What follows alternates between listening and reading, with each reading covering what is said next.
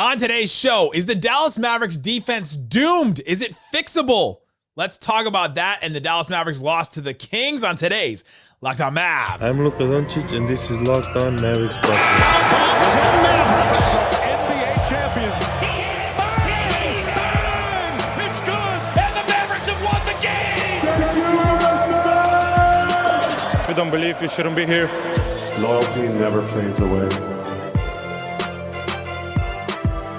And welcome. You are locked on to the Dallas Mavericks. My name is Nick Angstadt, media member and NBA channel manager for the Locked On Podcast Network, your team every day. Thanks for being part of the show, making Locked On Mavs your first listen today, where the best way you can help us grow the show is to listen every day and then comment anything below. Let us know what's one thing the Mavs need to do to fix their defense. Let us know in the comment section.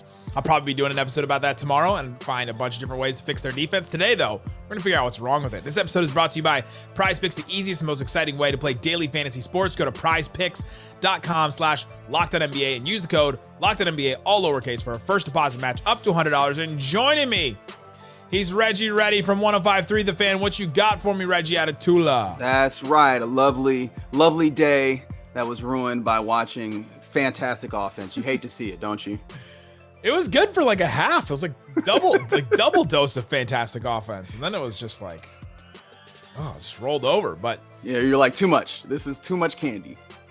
Our Locked On Kings host, Matt George, in the middle of the game was like, playing the Mavs always gives me a headache. And I was like, is it because of the rim mic? Have you ever heard the rim mics from in the AAC? They're like ridiculously loud, and all like they're doing is hitting shots. Yeah.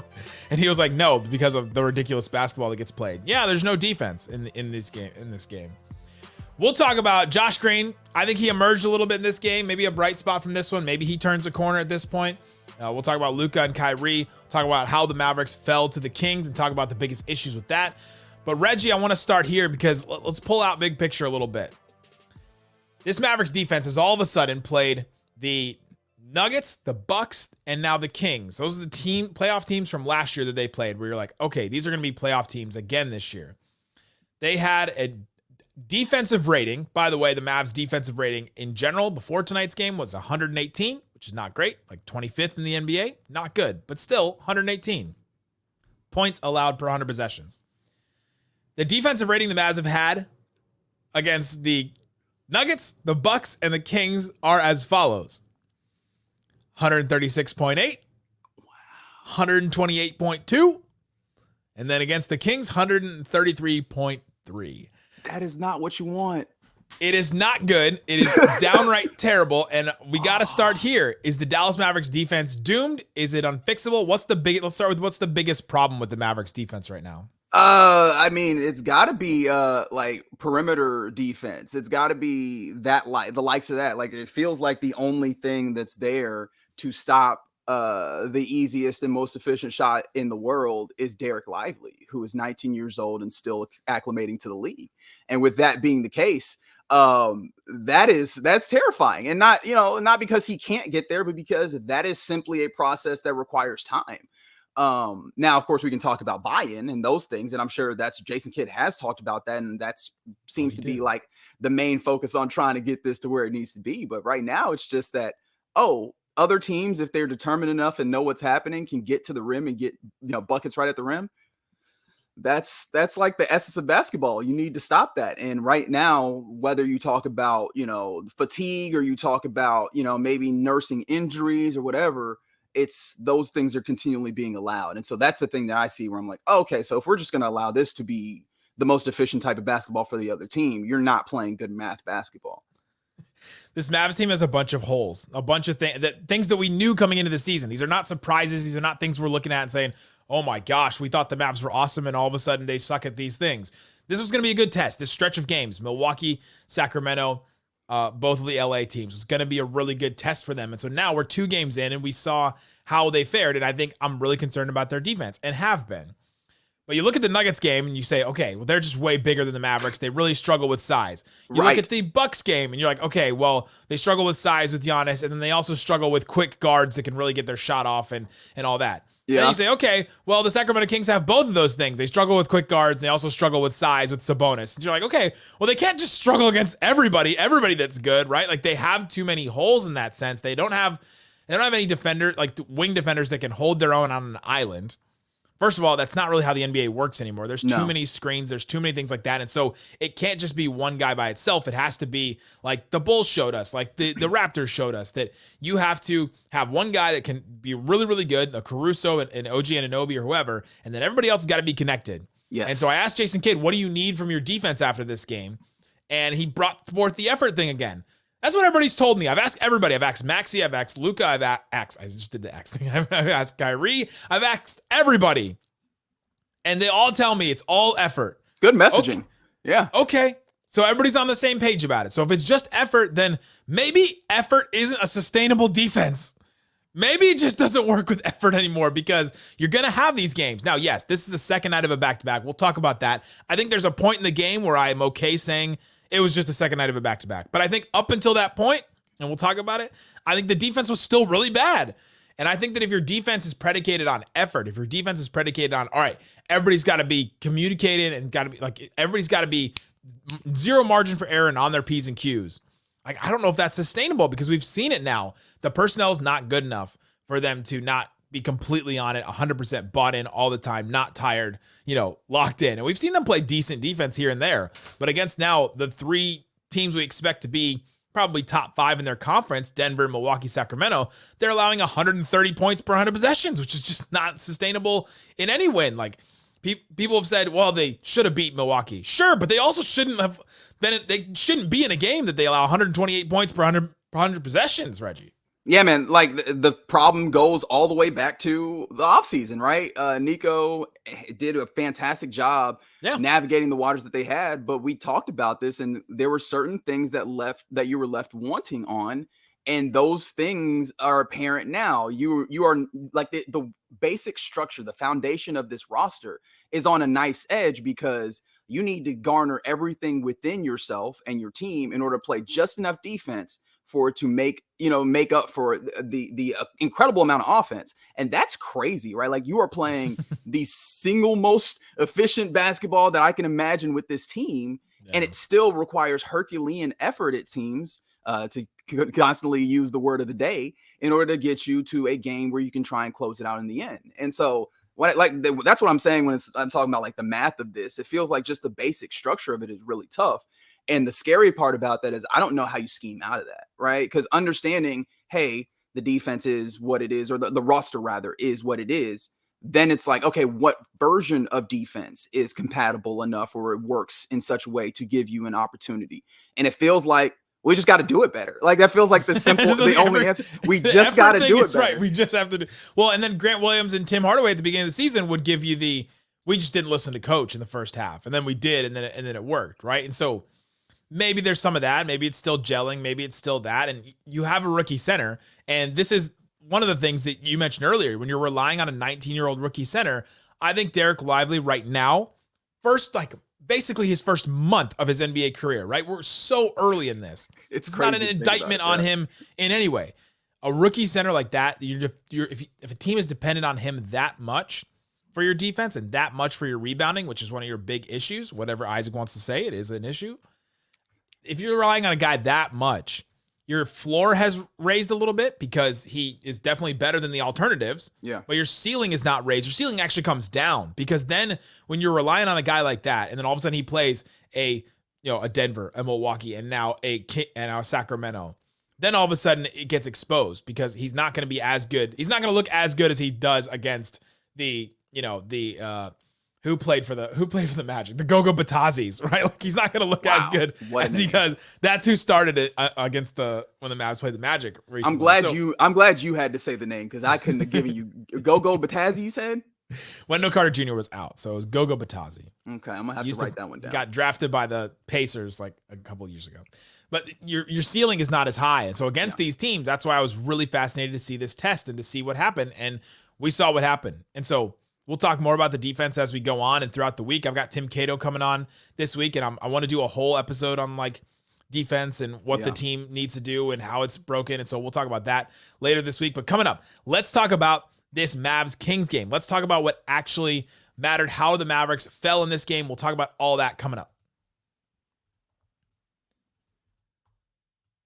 Today's episode is brought to you by Prize Picks. Prize Picks is daily fantasy made easy. You can go check out Prize Picks right now, see what they got available, and man, it really is just that easy. You go in, I can log in. As I'm talking, I can log in. It gets so fast. You get to the projections already. As soon as you open the app, as soon as you open the front page, you get to the projections, and you pick 2 to 6 players, and you can pick the more or less on their projections and try to pick, all right, let me pick like Dak Prescott.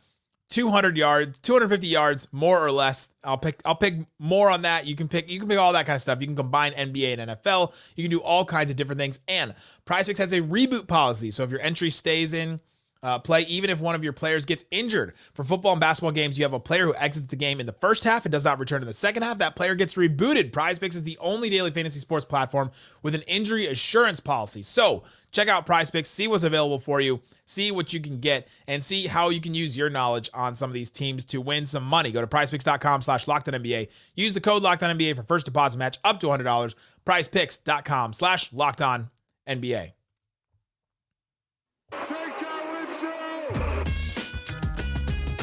Thanks everybody for hanging out with us on Locked On Mavs, being part of the show, part of the Raccoon Squad, listening every day. If you want to support the show, text me, get text alerts from me, Mavs updates during the games, injury reports, all that kind of stuff. I'm going to do some film reviews tonight after the Bucks and the Kings game, watching some defense. If you want to see some stuff like that, subscribe to the subtext, click the link in the description, text the number. All right, Reggie, let's talk about this Mavericks and Kings game. So Mavericks lose this game 113 to 129. The Kings offense, man, just did not stop at any point. And yes, the Mavericks are on a second night of a back-to-back, but what did you see from this Kings offense that just torched the Mavericks defense?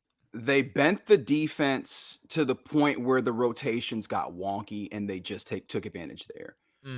It ties into what we were talking about before. Like, one of the things that was very evident is this is one of the good teams in the league. And when I say that, the thing that I'm particularly looking at is this is one of the teams where they are concerted enough and they know exactly what they are trying to do, and they can be somewhat surgical in attacking that. So first of all, doing the first thing in action, pick and roll, something like that, to initially kind of bend the defense, passing out of that, driving kick or whatever, and then bending the defense and then passing around, finding the open shot. And then they just hit shots like crazy. Yeah, they did. So that was there. And then on top of that, and this comes back to the leaning on Dereck Lively, when they had rim pressure in a way that I did not see from the Mavericks. I was trying to look at various charts to see, points in the paint showed up in a big way.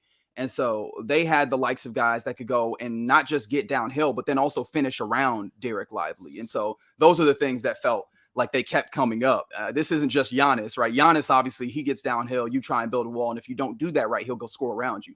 De'Aaron Fox is doing this. Domantas Sabonis is doing this. Keegan Murray is doing this. And I'm like, okay, so this is more of a trend than it is simply Giannis does that to folks. And so that was the thing, is just this offense knows exactly what it's doing and trying to get downhill, getting rim pressure. And then also they knew just as, this defense is going to crash down at a certain point and trying to help those guys in the paint. And then you kick out, you rotate enough, and they're just not connected, to use that word again, connected enough to keep scrambling defensively and make it tough after 2-3 passes.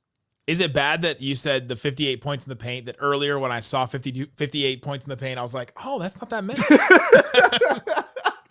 It's like, oh, only 58. It wasn't 60. It wasn't 70. They've allowed 72 points in the paint against Charlotte and Toronto, 78 against the Nuggets, 62 against the Clippers, 60 against the Pelicans, and then 58 against Sacramento now. Yeah, the problem here is that the 58 was just the icing on top of all these threes that they were knocking down. Yeah. And that's the problem. Like Toronto, that was the whole pie. When it comes to Sacramento, that was just part of it. That was one of the courses. 58 points in the paint is not even a bottom 5 paint defense game for the Mavericks this season so far already. We might have been pinpointing the issue here, Nick. Oh my gosh. Yeah. They allow too much penetration with their defense. Obviously, it's going to happen with De'Aaron Fox. He was amazing. Mike Brown after the game said he should be an MVP candidate. I don't know that he was the best player on the Kings tonight, but he's definitely been the best player on the Kings this year. And so, he was awesome. He could basically do anything he wanted. He missed a bunch of shots. He airballed a floater that would just caught me completely off guard. Because I was like, wait, you can do anything you want right now? He's like, the only thing that's going to beat him is himself, basically, in this game. And it never really happened. He never beat himself. And so this game was within reach for a while. Even through the first half, Mavericks were only down by 5. Kings were playing almost perfect offense. They had 145.8 offensive rating in the first half, which is like, that almost breaks the metric. Like that almost breaks I think 159 like breaks the metric. It's just insane. They were 10 of 11 at the rim. Like just anything they got at the rim was automatic. And then through the third quarter, you say, okay, about 2.5 minutes left. Derrick Jones Jr. gets an and 1. You're down by 2. Man, like, there was some sloppy plays, some weird stuff. Mavericks playing bad defense. They were allowing everything, but the Mavericks just keep scoring with them. All of a sudden, whichever team goes cold, that's the team that is going to lose. And then all of a sudden, between the end of the third quarter, the beginning of the fourth quarter, Kings go on a 22-7, like just little burst. Yeah. And the game was out of reach at that point. 8 minutes left in the game. It was 99-116. I felt like the game was over by that. Do you blame that just because they're on the second night of a back-to-back? They traveled from Milwaukee the day before. They had that like tight late game against Milwaukee.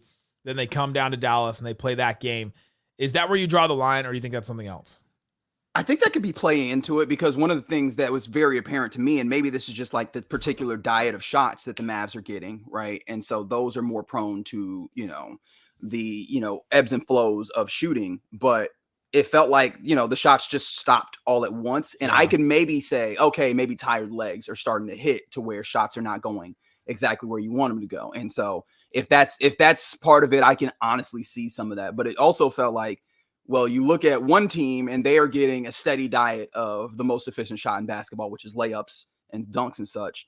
And then you get the Mavericks, who, even when they are getting downhill, their shots are kind of jumpers over the top in kind of like, let's say 5 to 10 feet, as opposed to right at the rim. And so it felt like they just had more difficult shots. And of course, the shot making on this team can be incredible, but when it's not there, then you find going toe to toe with another elite offense, you fall behind. At least that's the way that I saw it. The Kings also ran the Mavs off the 3-point line. Like, the Mavs did not get enough threes in this game, which is surprising for the Mavericks, for them to not get enough threes, but they only took 34. It's just not enough for you to keep up with a team scoring 130 against you, like putting that on your head.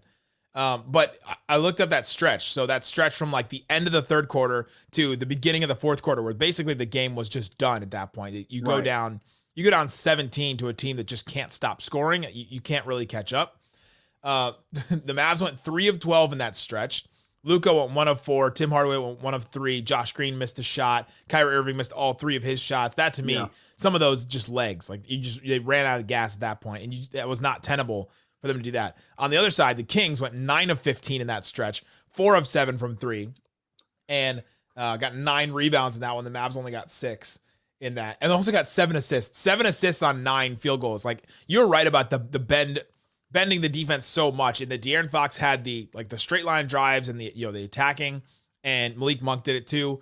And then Sabonis had the bending the defense with whatever he was on the court. You had to be aware of him because of his rebounding capability, his passing capability, and just scoring from a lot of places around the rim and all that. And then when those guys did those things, then all of a sudden the off-ball guys, the Keegan Murrays, your Malik Monks, or Chris Duarte, who got the start out of nowhere to me. The Keon Ellis, who I don't know that many Mavs fans knew Keon Ellis was coming into this game. Your Harrison Did some Barnes Googles during this game myself. Yeah, absolutely. your Harrison Barnes is in those off-ball guys were moving to all the open spots while the Mavericks were trying to catch up, because you have to know where the ball is going to play the Mavericks defense. You have to know where the ball is going. You have to follow, the last guy to be able to fill in where that help defender ran across the floor to try and help, and you have to fill in all that. And so all of a sudden, the off-ball guys were falling asleep at the wheel, because there's so many things you have to pay attention to every single time, because there's so much happening and moving.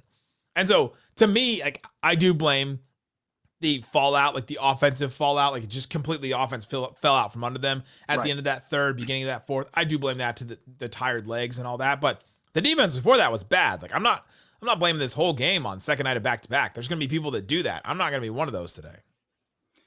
Yeah. Because when we talk about this, the connectedness is also this. There have been instances where we've seen teams, and even this Mavericks team, well, not this Mavericks team, a version of this Mavericks team, obviously, that they rode to the Western Conference Finals, show that kind of connectedness where they could scramble in those ways. I do wonder, and I don't know if this is like just out Galaxy brain or whatever, if those two things are sustainable. Seeing a team that can constantly scramble defensively, understanding that they have to do a lot of help defense on initial actions. When we talk about temp penetration, there's a lot of help and then recover. If you can continually recover and keep the pace that they're trying to go offensively, it just feels like that might be too much to ask of these guys all on top of it, you know? Do you know what's also hard with a scramble defense is having smaller guys try and do that, right? Yeah. You don't have the length of guys that can cover ground a lot more, right? You can do that when you have, like, think about the Raptors that the Mavs just played. OG Anunoby, Scotty Barnes, Pascal Siakam, Jakob Poeltl, like just huge guys, like with long wingspans and all that. Mavs are throwing out Tim Hardaway, Josh Green, Hardy, like all 6'5", basically. Yeah.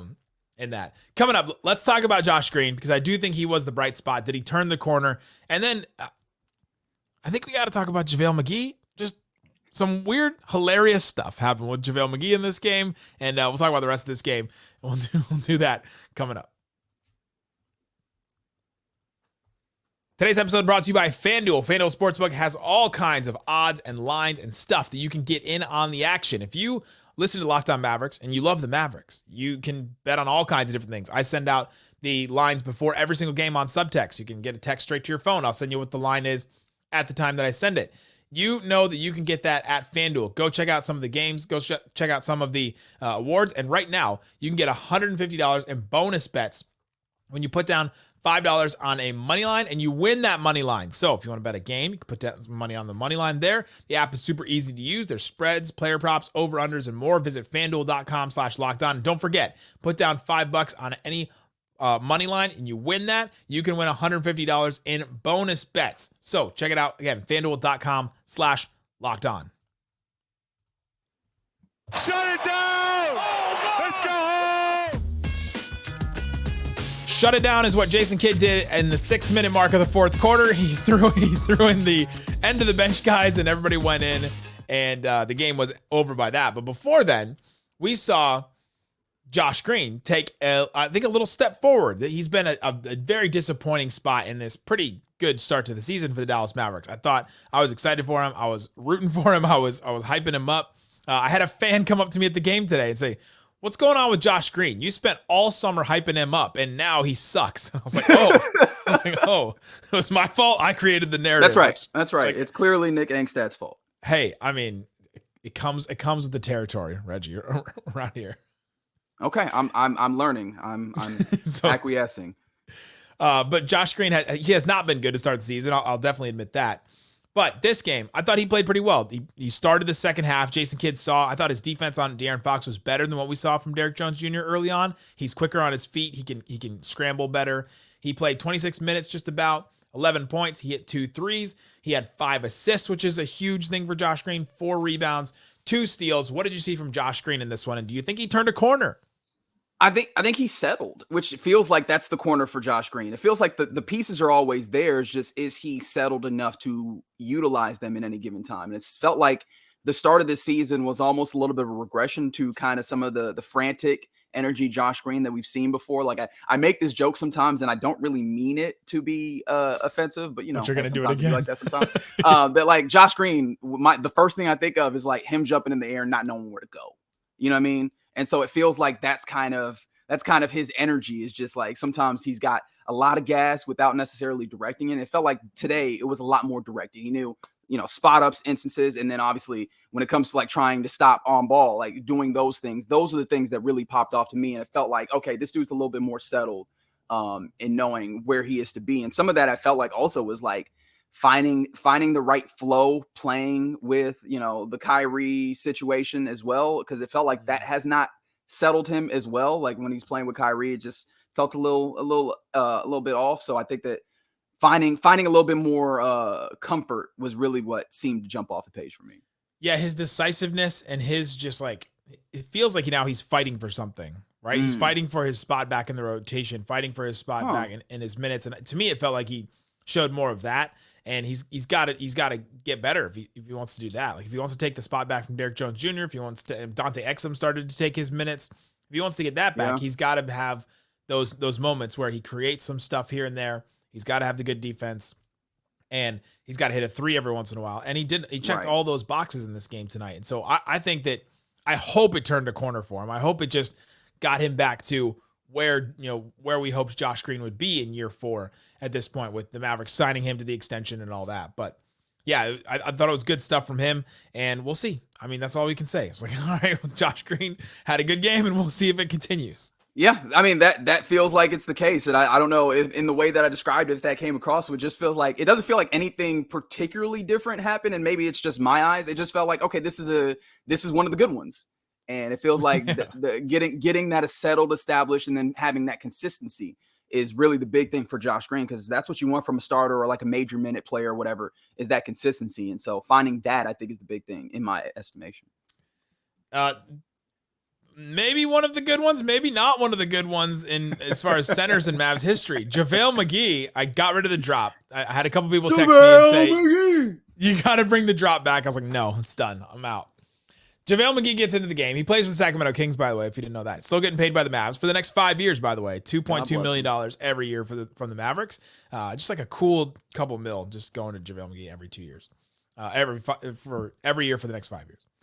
Minute 50 left in the first quarter. Tim Hardaway Jr. gets a layup. He falls, then JaVale McGee falls on top of him, and then Tim Hardaway Jr. puts his hand like kind of in his throat to try and push him off. Like he just reached out to try and push him off of it.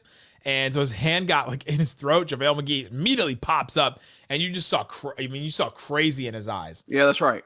That's right. You saw it right in his eyes. He gets the finger, wags the finger right in Tim Hardaway Jr.'s face, and is like, "Don't do that to me." Some choice words as well. Yeah. Yeah, I did not use the words exactly. I would have to use the button too much. Like, hey, you. Okay. Yeah. I would have to use the button. Wags his finger in his face, and then Tim Hardaway Jr. immediately gets up, doesn't face him, turns around, walks the other way, and is kind of like laughing at it as double techs are called and all that. It ends up being a tie game almost immediately after that. But JaVale McGee and Tim Hardaway Jr. got beef. Apparently. And this is the thing, is it does feel like those two. It doesn't feel like JaVale has beef with the Mavs, because in moments just after that, seemed like he was talking with Kyrie Irving in a relatively calm way. So I was like, all right, so it doesn't seem like he just got beef with the team. And this is me just kind of trying to put things together. I could easily be wrong. I'm off in that anyways. When the shot that goes up that ultimately kind of causes this stumble that happens. Yeah. It was not within his realm of blocking it, except he seemed like he really wanted that block. He wanted it. Yeah. And so I was like, oh, is there something here? Is that what this is? Because he popped up real quick to what felt like it did not rise to that occasion, but it just felt like the opportunity. It was the wrong person put his hands on him, and he could not abide by that. And so the finger came out, the choice words came out, and I don't know. Do you think that spurned him to the play that he ultimately gave as the game went along, or because that was right when he came in the game? Yeah, it was. And then JaVale ended up finishing the game with what? He finished the game with, he hit 2 shots, 7 boards, steal, a block. He had one of his patented hook shots that we've been used to with the Mavericks. But there's got to be something behind this, right? It did not, like you said, the play did not warrant JaVale McGee to get up and wag the finger right in Tim's face like he did at this point. There had to be something behind it. And you know what else I saw with JaVale McGee? Luka wanted to cook him so hard. Like, Luka, there are certain players that Luka, you go back to Media Day 2 years ago. Isaac and I sat down with Spencer Dinwiddie, and we asked everybody the question, what's something annoying about Luka? It's one of our most viral videos that we've had. And we asked him what's something annoying about Luka, and he said Luka will be handed 2 different player profiles from Mavs analytics. One of them will say you score like 1.2 points per possession on a player. That's great. Like, you know, and the other one will say you score like 0.8 points per possession on this guy. That's not good. So you should try to go after the guy that you score well against and not the guy that you don't score well against. And Luka will look at that and say, no, I'm going after the other guy. Yeah, that's and a challenge. I feel like that's just like a miscalculation of the character of the human being, which is you thought that this was a deterrent, where in actuality it was a challenge to now I need to raise this number. I think that's the misconception here. And by the way, those 2 players were definitely Mike Conley and Rudy Gobert. We definitely called that out right in the moment. You can go watch that clip, and Isaac and I were like, "Oh, we know exactly who you're talking about." Right. It's not to say that JaVale McGee is the best defender on Luka, but it's just that Luka will hunt out any matchup that he wants to take advantage of. We saw it earlier this year against Dorian Finney-Smith and against said Spencer Dinwiddie. We've seen it against certain players where he just wants to go after everybody. It's the thing that makes him one of the best players in the world. And he definitely wanted to go after JaVale McGee, and he was like, I'm coming at you, and I'm going to cook you. And he wanted it to be bad. Not just I want to get by you and score. I want you to fall down. Yes, I am here to eviscerate you. I want to embarrass you in front of your friends and family. Yeah, like, no, it was. And look, this is one of those things where, you kind of have to take the good with the bad, it feels like. I mean, there's certain things where it's like, hey, the complaining, we can probably try and weeding this out. But this is one of those things that just feels like you kind of got to take the good with the bad in it. And I hate saying that because, hey, I'd prefer you to do the efficient thing and, focus on winning the basketball games over everything. But that's, like you mentioned, this is part of what makes him incredible at what he does. And so, and in this instance, I don't know that that's what lost you this game in particular.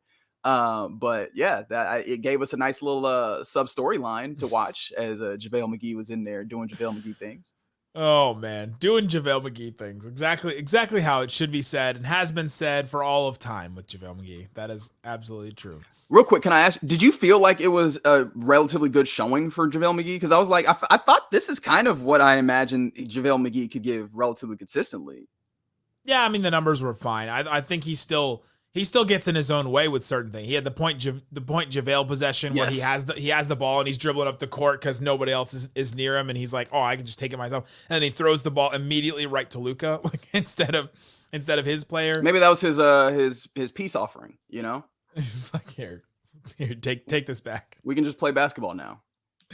But no, I mean, I guess it was fine. Like the difference for them, like they have to figure out that spot because the Alex Len, that spot was just not working really well for them. And like when Sabonis sits, they're trying to figure out. Also, Trey Lyles was out, and that was kind of their answer last year. And so as soon as Trey Lyles comes back, I think they play small, and then you'll work it out that way. But yeah, I guess it was fine from JaVale. Let us know in the comment section what's one thing the Mavericks can do to fix their defense. I'll talk about all that tomorrow on the show. Again, Tim Cato coming later in the week, and then we've got a couple more games that we'll talk about. Slightly will be back with me. So a lot of stuff on Locked On Mavs. Go listen to Reggie Adetula on The Fan. When are you on this week? Monday, Tuesday, Wednesday evening, 7 to 11. 105 through The Fan. PM, right? And 7 to 11 p.m. And then you can toe and you can low on that because you've got the shirt right there. I forget it's mirrored. I gotta, which means turn it on, leave it on The Fan. And so there you go. Go check out Reggie there. And guys, thanks so much for listening to Locked On Mavs. Peace out. Boom.